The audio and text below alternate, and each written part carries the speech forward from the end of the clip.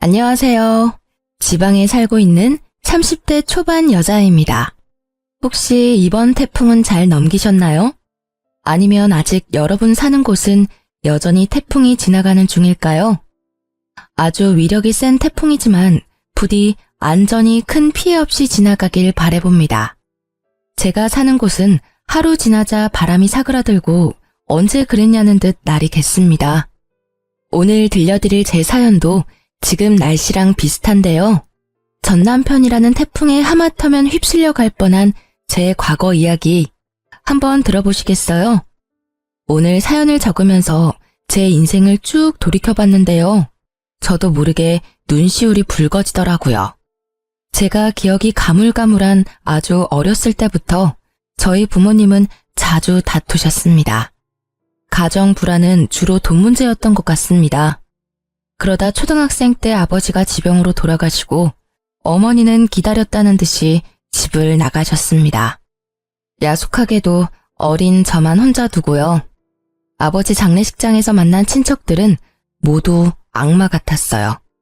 어린 제게 앞으로 고생길이 훤히 보인다는 둥 자기들은 절대 맡아서 키울 생각 없다며 못난 말도 면전에 대고 하셨었죠.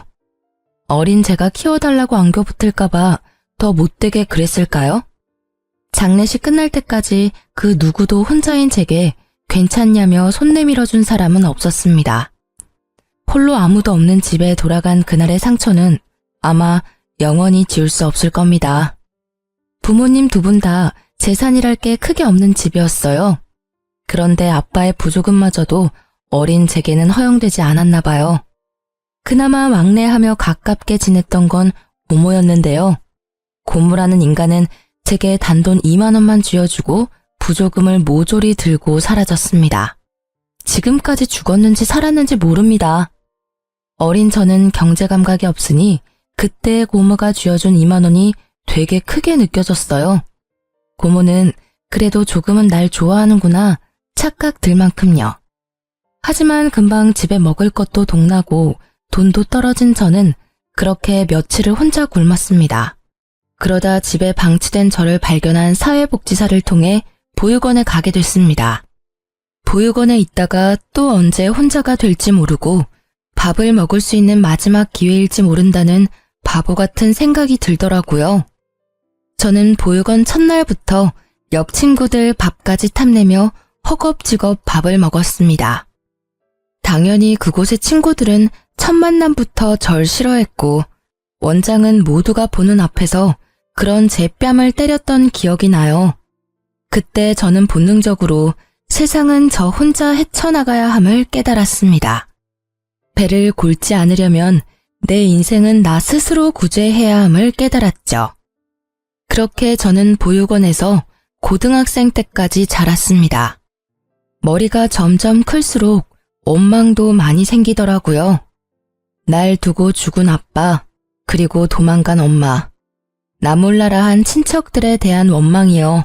아니, 어린 저를 감당하기 싫었음 진작 절차 밟아서 보육원에 맡기지 왜 방치해뒀나 싶었습니다.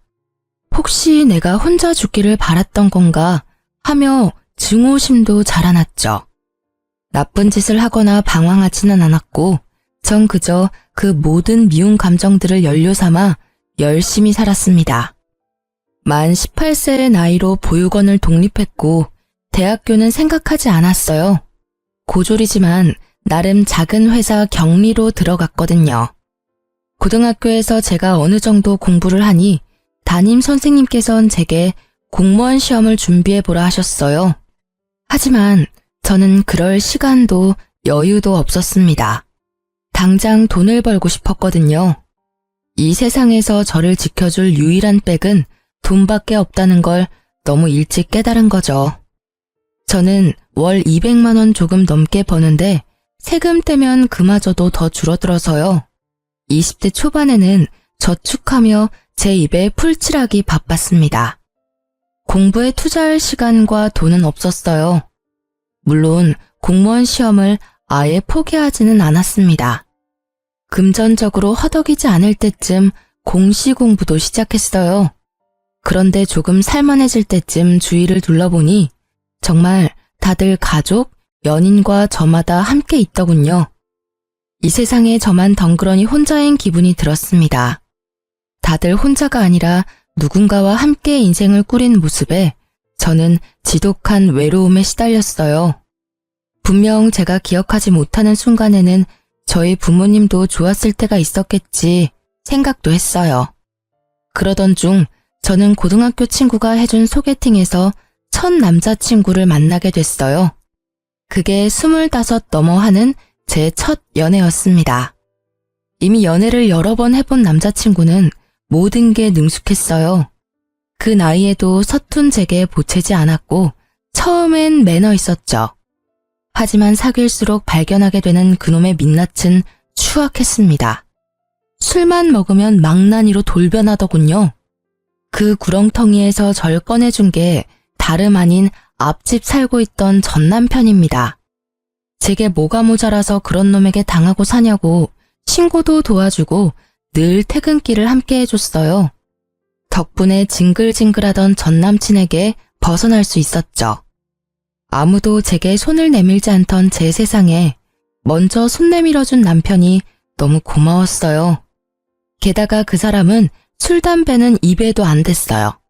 심지어 직업이 공무원인 남자를 보며 저 역시 덩달아 학구열도 불타오르더라고요. 나름 새로운 꿈과 욕심이 생긴 저는 9급 공무원 시험을 준비했습니다. 그 당시 남자친구였던 남편도 잘 될 거라며 옆에서 많이 응원해줬어요. 그리고 지금껏 혼자 살아온 제 얘기를 듣고 본인이 겪은 일처럼 많이 아파했습니다. 자기는 혼자서 어떻게 그렇게 예쁘고 참하게 잘 컸어? 그동안 정말 고생 많았어. 앞으로는 내가 있으니까 걱정하지 마. 평생 자기 외롭지 않게 내가 지켜줄게. 그리고 한치의 의심 없이 절 지켜주겠다던 그의 청혼을 받아들였습니다. 그렇게 세상 따뜻했던 남자친구는 남편으로 한 식구가 되자마자 제게 무리한 요구를 했어요. 여보, 이제 결혼했으니까 회사는 그만두는 게 어때? 왜? 나 9급 시험 떨어졌을까봐? 나 진짜 열심히 공부하고 있으니까 걱정 마. 그리고 회사 다니면서 공부하는 게 마음 편해. 섣불리 오래 다닌 내 첫 직장 그만두는 건 좀 무섭거든. 시험 합격하면 그만두려고. 뭔 소리야? 합격이라니. 설마 진짜 당신이 9급에 붙을 거라 생각하는 거야? 그게 무슨 뜻이야? 말 그대로야. 진짜 당신이 붙을 거라 생각하냐고. 아니 고졸에다 학원 한번 제대로 다녀본 적 없으면서 단번에 공무원 시험 합격 바라는 건 너무 꿈이 큰 거 아니야? 난 단지 당신 지금 회사 연봉이 너무 적어서 차라리 알바가 낫겠다는 말을 하고 싶었을 뿐이야. 우리 엄마 만두가게 알바생이 당신보다 돈 많이 받아. 그거 알고 있어? 첫 직장이자 지금껏 몸담아왔던 직장은 제가 고졸이라 승진은 꿈도 못 꿨습니다. 하지만 개미똥만큼이라도 매년 연봉이 오르더라고요. 힘든 코로나 시기에도 잘리지 않고 계속 다닌 것만으로도 감지덕지했습니다. 공무원 합격하기 전까지는 계속 그 회사를 다니고 싶은데 갑자기 남편은 다니던 회사를 당장 그만두라 하더군요. 저를 믿고 응원해줬던 연애 시절 남친은 사라지고 돌변한 남편은 고졸인 제가 공시에 어떻게 합격하냐며 비웃더라고요. 당신 말이 너무 심한 거 아니야? 나는 내 힘으로 구한 내 첫 직장, 월급은 적어도 만족하면서 다니고 있어. 듣다 보니 무시하는 것 같아 기분 나빠. 그리고 당신 내가 공무원 안 하길 바라는 눈치다? 안 하길 바라는 게 아니라 안 붙을 걸 예상하는 거야. 고졸인 네가 공시는 무슨 공시야. 헛꿈 그만 꾸고 돈 안 되는 회사는 얼른 그만둬. 그리고 말인데 우리 엄마 만두가게 장사 잘 되는 거 알지? 요즘 손이 모자라다는데 당신이 가서 일 좀 도우면서 배워봐. 그럼 우리 엄마가 당신한테 가게 선뜻 물려줄 수도 있잖아. 헛꿈? 말을 왜 그렇게 함부로 해? 결국 지금 나한테 회사 그만두고 어머님 가게 일 도우라는 거잖아. 나 당신 부인이야. 부탁도 아니고 명령하잖아. 이게 지금 뭐 하는 태도야? 제가 한 번도 지은 적 없는 불쾌한 표정을 짓자 남편은 적잖이 당황했습니다. 아니, 말이 헛나온 거야. 난 그냥 당신 비전도 없는 회사에서 개고생하는 게 싫어서 그랬지. 아무리 그래도 말이 어가 다르고 어가 다르지. 그래, 나 고졸이다. 고졸이 뭐가 어때서? 난 떳떳해. 내가 혼자 어떻게 졸업한 학교인데. 미안해. 일단 진정 좀 하고 내 말 좀 들어봐. 내가 요즘 엄청 스트레스 받아서 당신한테 나도 모르게 성질 부렸나 봐. 아니, 우리 엄마가 요즘 몸이 불편하다고 병원에 같이 가자고 자꾸 부르시잖아. 근데 당신도 알잖아. 나 업무 많아서 야근까지 하는데 엄마까지 케어하느라 요새 좀 몸이 힘들다. 그래서 당신한테 좀 부탁하려고 했는데 말이 삐뚤게 나가서 미안. 뭐? 어머니 아프셔? 어디가 아프신데? 그럼 그렇다고 나한테 진작 말을 하던가. 엄마 좀 챙겨달라는 부탁을 못해서 제게 못되게 군 남편이 미웠지만요. 생각해보니 요새 저도 바쁘다고 시모에게 연락을 못 드렸던 거예요. 저는 남편을 타박하며 곧바로 시모께 찾아갔습니다. 어머님, 저 왔어요. 제가 요새 그이 따라 공무원 되고 싶어서 공부를 시작했거든요. 근데 회사 일까지 바빠서 너무 정신이 없었어요. 어머님께 요즘 신경 못 써드려서 정말 죄송해요. 편찮으시다는 말 듣고 바로 온 거예요. 많이 안 좋으신 거예요? 어머님, 앞으로 병원은 저랑 같이 다녀요. 결혼 전에는 가족품이 그립다더니 너 결혼 후에 내가 먼저 안 하면 연락 한 통 없더라. 인간이 다 그래. 뒤돌아서면 남이지. 자식 새끼라고 키워봤자 그놈도 지엠이 아프다니까 툴툴거리기나 하고. 에이구, 내가 빨리 죽어야지. 어머님이 왜 빨리 죽어요? 말만 그런 게 아니라 진짜 이제 어머님은 제 가족이에요. 저 무서우니까 그런 나쁜 말 하지 마세요. 저희 때문에 많이 속상하셨죠? 근데 저도 좀 속상해요. 몸이 안 좋으시면 툴툴거리는 아들 말고 저한테 전화하시지 그러셨어요. 제가 불편할까봐 안 하셨죠? 저 괜찮으니까 앞으로는 무슨 일 생기면 무조건 저한테 전화 주세요. 아셨죠? 이그, 너 지금 내 가게 보고 나한테 아양 부리는 거지? 이 가게 어차피 너 물려줄 생각 없으니 꿈도 꾸지 마라. 어머님, 저도 만두 빚으면서 평생 살기 싫거든요. 저는 제가 좋아하는 일 하면서 살 거예요. 당분간만 도와드리는 거니까 월급은 제가 전에 있던 직장보다 많이 주셔야 해요. 뭐? 회사를 그만뒀어? 네, 저 회사 그만뒀어요. 글쎄, 쥐꼬리만한 월급이라고 남편이 바가지로 엄청 긁어대더라고요. 지는 뭐 벌면 얼마나 번다고? 혹시 나 때문이냐? 너 어떻게 들어간 회사인 거 내가 들어서 뻔히 아는데. 맞죠? 어머님, 그 사람 진짜 너무해요. 그러니까 저 남편보다 월급 더 많이 주셔야 해요. 사실 회사는 저 승진시켜줄 생각도 없는데 계속 붙잡고 있었던 것도 뭐 제 자격지심이죠. 제가 처음으로 이뤄내고 지켜낸 자리니까요. 하지만 지금 내려놓아도 저는 괜찮아요. 그 회사보다 전 어머님이 더 중요하거든요. 그 대신 저 꼭 어머님이랑 같이 지내면서 공시도 합격할 거예요. 뭐 그건 네가 하는 거에 달려있지. 처음엔 못된 말만 하는 시모 때문에 무척 속상했어요. 하지만 말만 퉁명스럽게 할 뿐이지 시모는 정말 따뜻한 분이셨어요. 결혼해서 남편과 함께 효도하겠다던 제가 그동안 무심했던 건 사실이었죠. 그래서 서운했던 게 생각 안 나게 시모께 더욱 잘해드리려 노력했습니다. 그렇게 저는 일주일에 한 번 시모 병원을 따라다니면서 평일에는 만두가게에서 일했어요. 저는 어머님의 재산이 얼마인지 그 작은 만두가게의 가치가 얼마인지 잘 몰랐는데요. 같이 지내다 보니 어머님이 꽤 여유가 있으신 분이란 걸 알았어요. 어머님께서는 원래 제 연봉을 물으시더니 딱 그 연봉의 2배는 좋게 넘게 주셨어요. 제가 하는 일이라곤 만두 빚는 것 뿐이었어요. 만두소는 어머님께서 직접 만들고 만두는 직원들과 함께 빚었습니다. 직원이 많아서 힘에 붙이지도 않더라고요. 당일 만들어 당일 소진하는 만두는 오픈하자마자 매일 빠르게 품절됐어요. 그래서 저는 오전에 잠깐 근무하고 덕분에 공부할 시간도 많이 벌었습니다. 어머님도 저와 같이 지내다 보니 마음이 풀리셨는지 전보다 저와 엄청 사이좋게 지냈어요. 어머님은 제가 쉬는 날이면 매주 꼭 예쁜 만두를 빚어서 보내주셨어요. 아들 말고 며느리 먹으라고 순수 빚어주신 거였어요. 그리곤 어머님은 항상 덕담을 잊지 않으셨습니다. 예쁜 만두 먹고 예쁜 손주 보렴. 그건 살면서 처음 느껴보는 따뜻함이었습니다. 친엄마보다 시모가 더 엄마 같다는 생각이 들었어요. 남편이 제게 회사를 그만두라고 엄청 못되게 굴었었잖아요. 그 이후로는 자기 대신 어머니를 챙겨줘서 고맙다고 제 손을 꼭 붙잡고 울먹이며 말했습니다. 저번에 보조리 어떻다니 당신 상처받게 해서 진짜 미안해. 정말 내가 이 은혜는 평생 안 잊을게.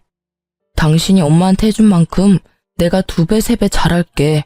너무 고마워. 당신 덕분에 우리 엄마가 요즘 행복해 보이셔. 남편이 굳이 뭘 더 노력하지 않아도 어머님이랑 모녀처럼 지내는 시간이 저도 행복했어요. 더도 말고 덜도 말고 지금이 딱 행복하다 느꼈던 순간이었죠. 각자의 역할을 해내며 서로를 보살피는 가족 구성원.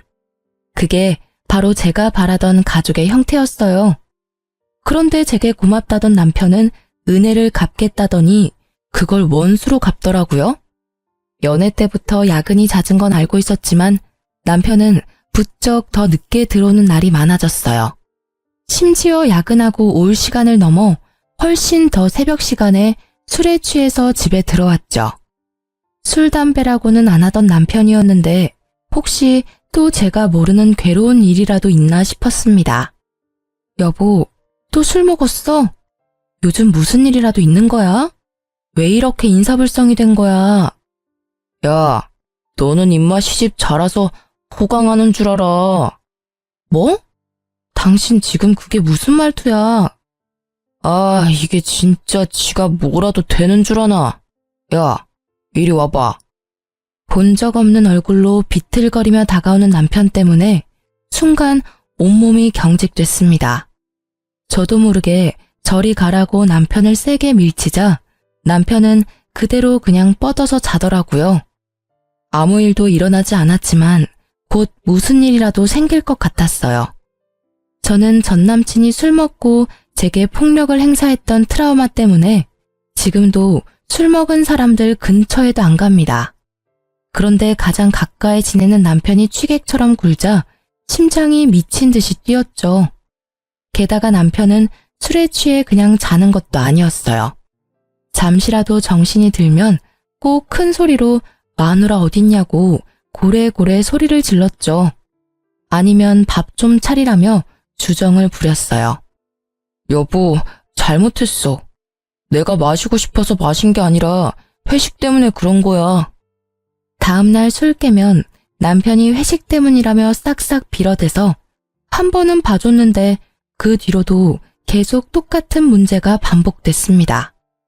저는 가게 때문에 남편보다 일찍 출근하고 남편이랑 그 문제에 대해서 제대로 대화할 시간이 없더라고요. 그렇게 제가 얼렁뚱땅 넘어가니 점점 더 선을 넘는다 싶었죠. 저는 처음엔 술 취한 남편이 무서웠는데 몇 번 반복되니 점점 속에서 열불나서 참을 수 없었습니다. 야, 너만 소리 지를 줄 알아? 남편이 또 술에 취해 들어와 난동을 부리길래 전 똑같이 남편에게 소리를 질렀어요. 그러자 남편은 살벌한 얼굴로 식탁 위에 물잔을 잡더라고요. 그리고 남편은 제게 물을 뿌렸습니다. 유리잔은 그대로 싱크대에 던져버려서 깨졌고요. 저는 물에 젖은 생쥐꼴로 바들바들 떨며 어머님께 전화했습니다. 그때는 이상하게 경찰보다 시모가 더 먼저 떠오르더라고요. 제 연락에 택시를 타고 한달음에 달려온 어머님이었어요. 어머님. 아니, 너 괜찮냐? 잘밤에 머리가 다 젖었네. 어딨어? 내 며느리 울린 이 못난 놈 어딨냐? 어머님은 세상 모르고 잠든 남편에게 쌍심지를 켜시곤 다가갔어요. 어머님은 냉장고에서 꺼낸 물병 뚜껑을 열고 자는 남편에게 그대로 들이부으셨어요. 차가워. 누구야? 누구긴 네 애미다 이 썩을 놈아. 엄마? 땡수 마찰하니 지 애미는 알아보구나. 근데 왜 네 색시를 못 알아봐? 어디 술 취했으면 곱게 잘 것이지 내 며느리를 괴롭혀? 내가 또 술 먹고 실수했대요. 아니, 당신은 그렇다고 지금 시간이 몇 시인데 엄마를 불러. 뭐? 또? 이따위로 인사불성된 게 한두 번이 아니었단 말이지? 너 이 자식 애미가 우스워? 어디 내 앞에서 큰 소리야? 아니, 어디 너만 사회생활하냐? 응? 네 부인은 시모 뒷바라지 한다고 매일 얼마나 힘든 줄 알아? 사실은 어머님이 일을 덜 시키면 덜 시키셨지 저는 만두가게 일이 힘들지 않았거든요.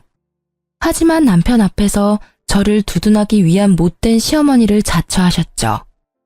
나도 모자라 너까지 부인을 괴롭히면 쓰냐? 너 이따위 망나니 짓 할 거면 당장 이혼해라. 어디 감히 내 며느리한테 물을 끼얹어?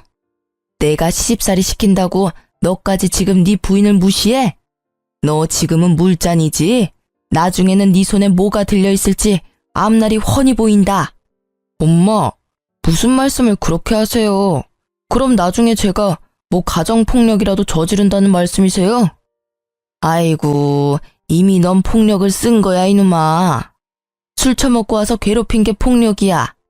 아가, 내가 경찰 부르마. 저런 놈은 콩밥을 먹어야 정신을 차려. 시모는 콧김을 뿜으시며 남편에게 쌍욕을 한 바가지 하셨어요. 그러고도 분이 안 풀리시는지 경찰 부르겠다고 화를 내셨죠. 그러자 남편은 상황 파악이 됐는지 무릎까지 꿇은 채로 빌고 또 빌더라고요.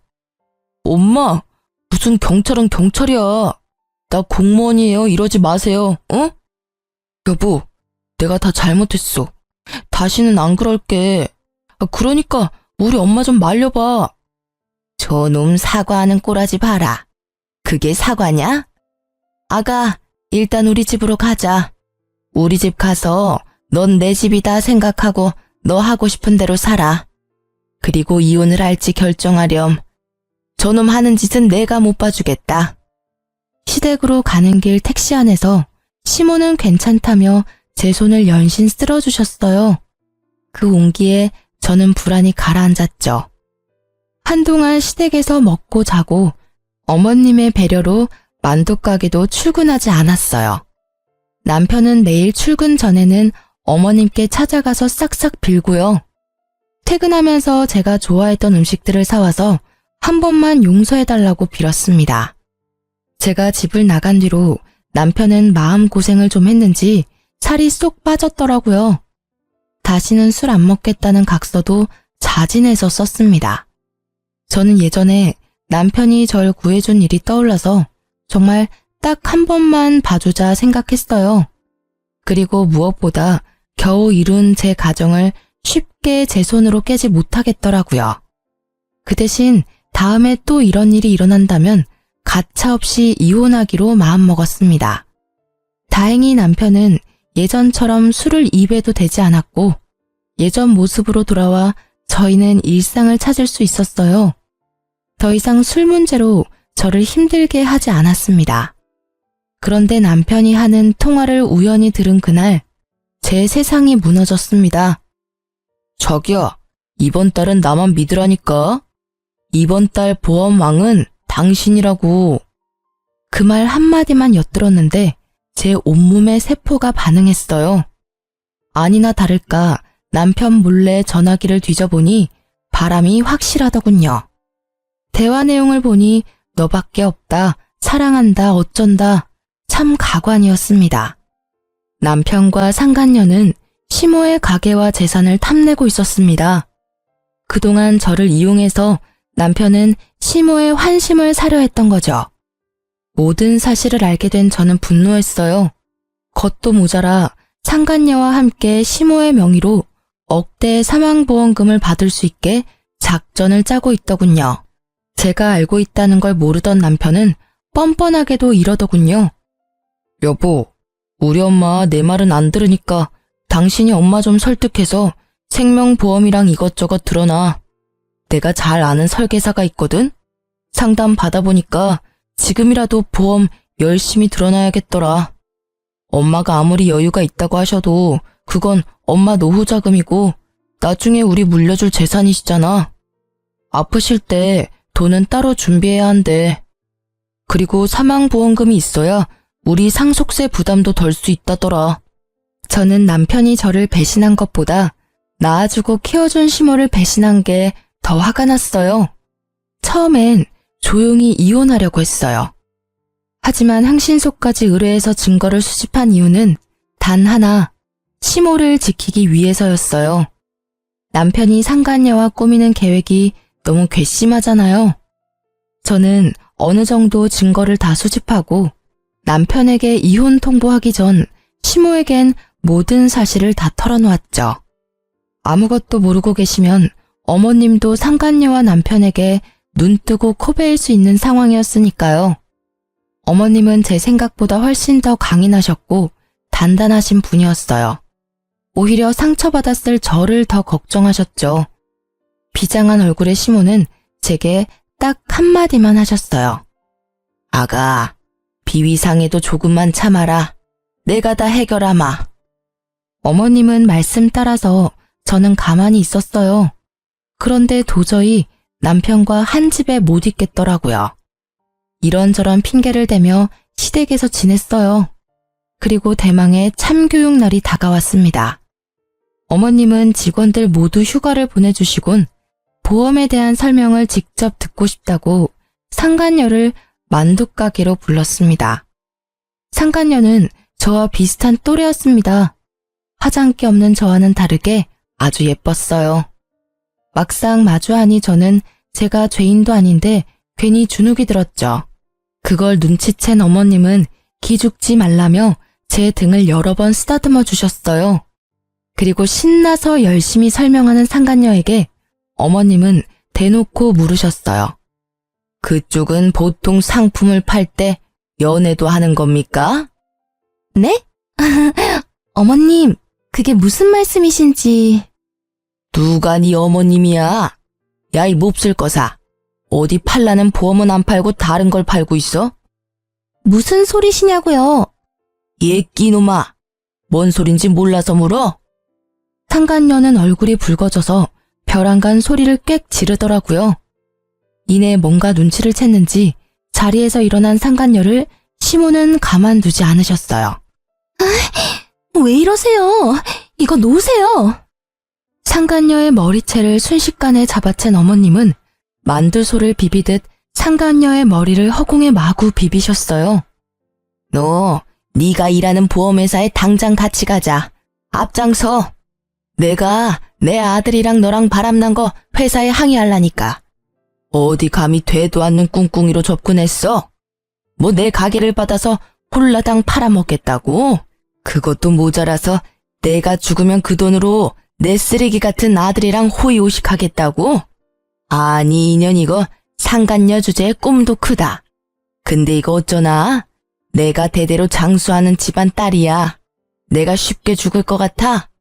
어디 평생 내 시집살이나 하면서 같이 늙어볼 티요? 평소에 보지 못했던 어머님의 구수한 욕설에 저는 깜짝 놀랐어요. 상간녀는 무릎 꿇고 바닥에 엎드려 빌며 울더라고요. 화장이 눈물에 다 지워진 상간녀의 얼굴을 보자 저는 떳떳한 제 민낯이 더 예쁘다는 생각마저 들었습니다. 제발 회사에는 연락하지 말아주세요. 네? 제가 정말 하라는 대로 다 할게요. 지금까지 어떻게 올라온 자리인데요. 저 정말 개고생하며 살았다고요. 남자 하나 잘못 만나서 제 인생 망치기 싫습니다. 그리고 저 평소에 고객님들한테 딴 맘 안 품어요. 진짜 맹세코 이런 적 처음입니다. 아드님이 먼저 그러자고 제게 제안했다고요. 얼씨구, 당장 네 회사 가서 내 앞으로 된 보험 싹 다 해지하고 내 아들한테는 아직 이야기하지 마. 이야기했다간 그날 바로 내가 너 회사 뒤집어 엎을 거야. 그놈은 내가 알아서 조질 테니까 모른 척하고 기다려. 네 최후는 어떻게 할지 내가 고민해 볼 테니까. 애초에 어머님 보험은 아직 들지도 않았어요. 다만 사모님 보험은 몇 개 들었거든요. 지금 회사 가서 제가 손해보더라도 당장 다 해지할게요. 그러니까 제발 저 한 번만 봐주세요. 내 보험을 들었다고요? 남편은 이미 상간녀에게 제 보험을 몰래 들었더라고요. 정말 TV에서 볼 것 같은 이야기였어요. 사망보험금 2억? 그 액수에 저는 할 말을 잃었습니다. 어머님은 가슴을 찌시며 본인이 미안하다고 우셨어요. 저는 어머님 잘못은 없다고 서로 껴안고 엄청 울었습니다. 상간녀는 그 사이 슬금슬금 도망가고요. 가게를 3일 이상 쉬어본 적 없는 어머님은 상간녀와 남편을 참교육하기 위해 일주일이나 문을 닫으셨어요. 저나 어머니나 둘 다 너무 가여운 인생이라 생각했습니다. 정신없이 저와 함께 우시던 어머님은 이럴 때가 아니라며 제게 정신을 바짝 차리라고 하셨어요. 그리고 남편에게 전화해서 다음 계획을 실행하셨죠. 가게 땅값이 많이 올랐다고 남편을 부르자 남편은 할 일 제쳐두고 쏜살같이 가게로 달려왔습니다. 그래서 얼마나 올랐어요? 엄마 올랐을 때 파는 것도 나쁘지 않아요. 솔직히 엄마 이제 늙으셔서 앞으로 얼마나 장사하실 수 있을지 모르잖아요. 차라리 여기는 정리하고 우리 월세로 옮겨서 가게 다시 열어요. 네? 아무것도 모르는 남편은 싱글벙글한 얼굴로 가게 땅값이 얼마나 올랐냐고 묻더라고요. 아니, 떡 줄 사람 생각도 안 하는데 혼자 침까지 튀기며 흥분하는 남편 놈을 보는데 당장 멱살을 잡아 올리고 싶었어요. 하지만 꾹 참고 어머님의 행동을 지켜보기로 했죠. 그러자 어머님께서는 잡아먹을 듯한 표정을 하시곤 남편에게 이혼 서류에 도장을 찍으라 하셨어요. 이혼 서류다. 긴 말 말고 도장 찍어라. 너네 둘 갈라서 나 그동안 많이 참았다. 며느리 예쁘게 보려고 노력했어. 하지만 도대체 정이 안 가는 걸 어떡하니? 일도 곧잘 할 줄 알았는데 아직까지 혼자 만두 하나 제대로 못 빚어. 이런 애한테 내 가게를 맡길 바에 딴 사람한테 파는 게 낫지. 며느리 하나 잘 키워서 간병인 돈 굿나 했는데 차라리 그 돈으로 나중에 전문 간병인이나 두는 게 낫겠어. 그러니 팔기 전에 이혼 먼저 시켜야지. 엄마 잘 만난 내 아들 덕에 며느리 호강하는 꼴? 난 못 본다. 어머님, 어떻게 말씀을 그렇게 하세요? 네? 두 사람 잘 지내는 줄 알았는데. 어떡할 거냐? 쟤랑 이혼할 거야 말 거야. 이혼하면 하나밖에 없는 아들한테 다 물려주고 안 하면 국물도 없다. 네 가정 지킬래 아님 내 돈 다 네가 가질래? 당연히 난 엄마 편이죠. 당신 엄마한테 얼마나 서운하겠으면 엄마가 저러셔? 안타깝지만 난 효자라서 엄마 말씀대로 할 거야. 이 자료는 꿈도 꾸지 마. 아닌 거 당신이 제일 잘 알잖아. 내가 어머님 잘 보살펴드려서 고맙다며. 그래서 당신 나한테 은혜 갚는다며. 근데 어떻게 이래? 저는 미리 어머님과 계획한 대로 남편에게 매달리는 척도 해봤어요. 하지만 남편은 두말하지 않고 냉정하게 이혼 서류에 도장을 찍더라고요. 도장이 찍히자마자 시모는 만두 담는 쟁반으로 남편 싸대기를 날렸습니다. 남편 고개가 돌아갈 정도로 세게 때리셨죠. 그러자 턱을 붙잡고 남편은 소리쳤어요. 엄마, 왜 이러세요? 갑자기 미친 거예요? 이런 썩을 문디 자식이 아주 지그 아빠랑 똑같네. 아주 똑배 닮아서 조광지처 눈에 피눈물 흘리게 하네. 남편은 무슨 일인지 파악하느라 두 눈을 요리조리 굴렸어요. 저는 상간녀에게 전화를 걸어 남편에게 내밀었어요. 받아봐. 누군데? 여보세요? 고객님, 저예요. 그동안 사모님 몰래 들어놓은 보험 계약은 다 해지됐습니다. 보험료 냈던 건 전부는 못 돌려받아요. 받을 수 있는 건 전부 사모님한테 입금해 놓겠습니다. 야, 이 미친. 뭐라고? 남편은 상간녀의 목소리를 바로 알아보더라고요. 남편 놈은 그제서야 상황을 눈치챘는지 시모와 제게 번갈아가며 손이 발이 되도록 빌었습니다. 이혼 도장 순순히 찍어줘서 정말 고마워. 여보, 오해야. 그런 거 아니야. 엄마 진짜 아니에요. 저 보험 사기꾼이 저한테 접근해서 속은 것 뿐이에요. 야, 맘 같아선 네 재산, 네 직장 다 뺏고 싶은데 더러워서 손도 대기 싫어서 가만히 있는 거야. 그러니까 그 입 다물어. 어머님이 널 어떻게 키워주셨는데 이래? 아가, 저런 쓰레기랑 더 말 섞을 필요도 없다.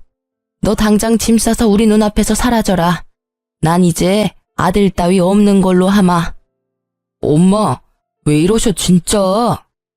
소미 네가 이제부터 내 딸 해라. 어머님. 내가 너 입양 절차 알아봤다.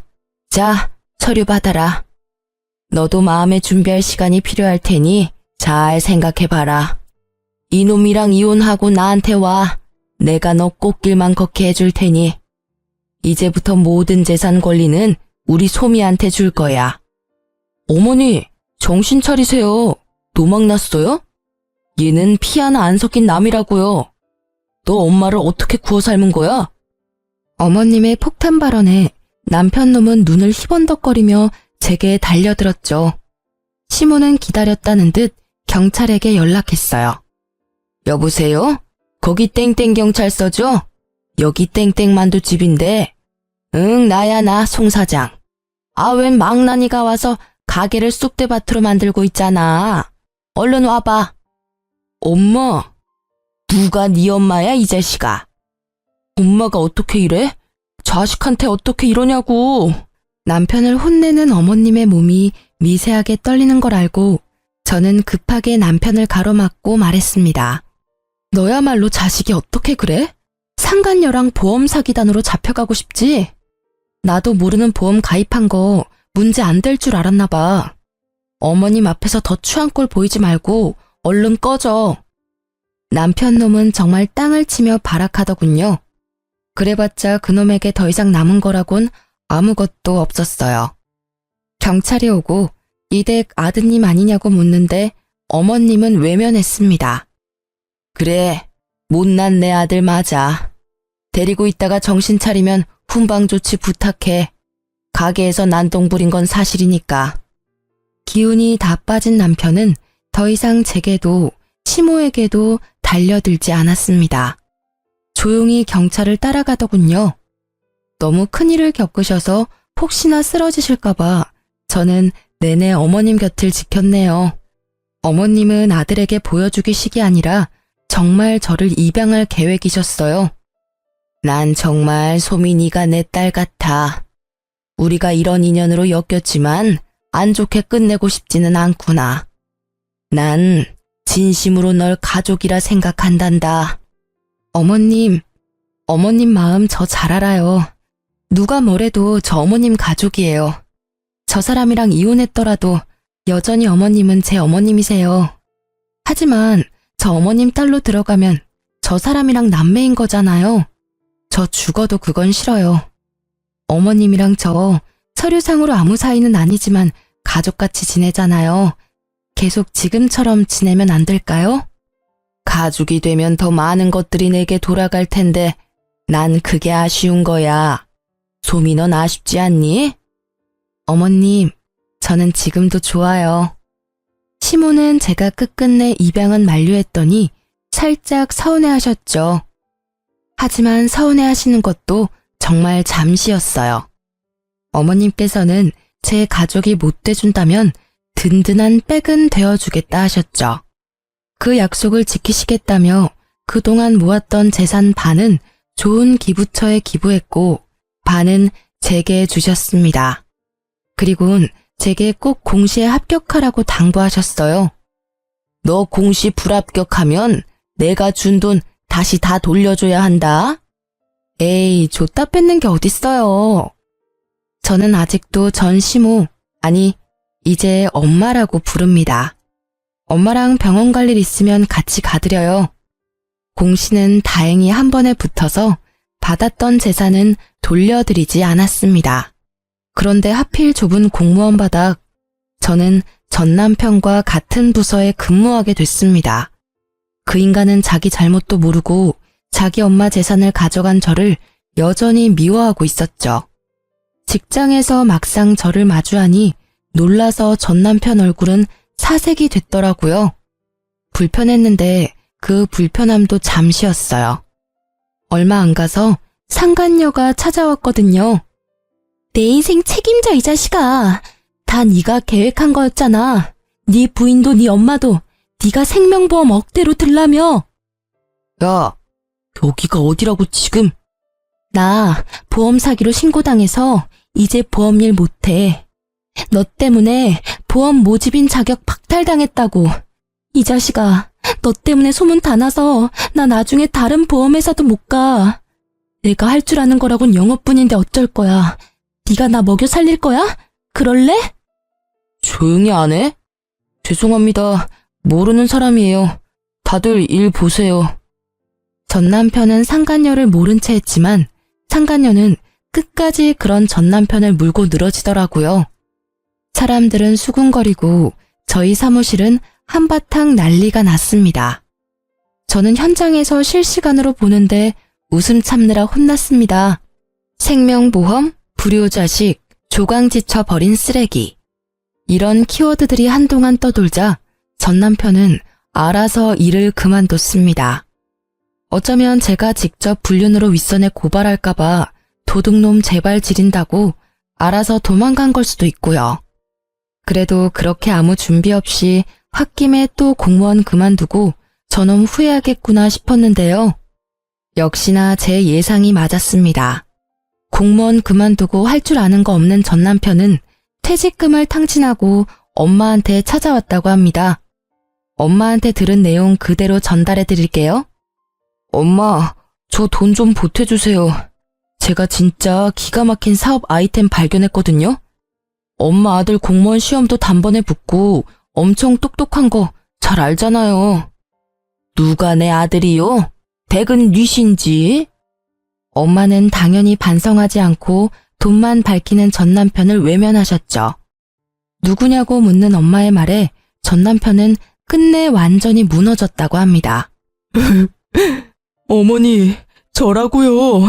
언제까지 아들 모르는 척 할 거예요? 전 남편은 모든 걸 후회한다며 엉엉 울면서 빌고 또 빌었대요. 돈이고 뭐고 필요 없으니 제발 아들 모르는 척하지 말아달라고요. 엄마는 그런 전 남편에게 이렇게 말씀하셨대요. 네가 다시 네 손으로 어떻게든 일어나면 내가 그땐 너 아는 척이라도 해주마. 내가 너라는 놈을 낳은 죄가 있으니 그땐 내 벌 달게 받아야지. 전 남편은 그렇게 아무 소득 없이 돌아갔다고 합니다. 동네가 워낙 소문이 빨라서요. 소문 들어보니 전 남편은 어느 고깃집에서 일하고 있다더군요. 그놈이 한 짓거리들 생각하면 분해서 더 벌받기를 원했지만요. 낳아주고 길러준 어머니가 자신의 가족이길 거부하는 것 자체가 그놈이 받는 가장 큰 벌 아닐까 생각합니다. 앞으로도 전 엄마랑 자주 왕래하며 살 거예요. 물론 전 남편 놈이 개과천선해서 돌아온다면 아무래도 엄마랑 예전처럼 편히 만날 수는 없겠죠. 이런 제 마음을 꿰뚫어 보시고 엄마는 이렇게 제게 말씀하셨어요. 걔랑은 나도 예전처럼 못 지낸다. 아무리 내가 낳고 길러놓은 자식이라지만 그 시커먼 무서운 속내를 전혀 몰랐잖니. 앞으로도 뭘 믿고 그놈을 보듬겠니? 그러니 너도 너무 걱정 마라.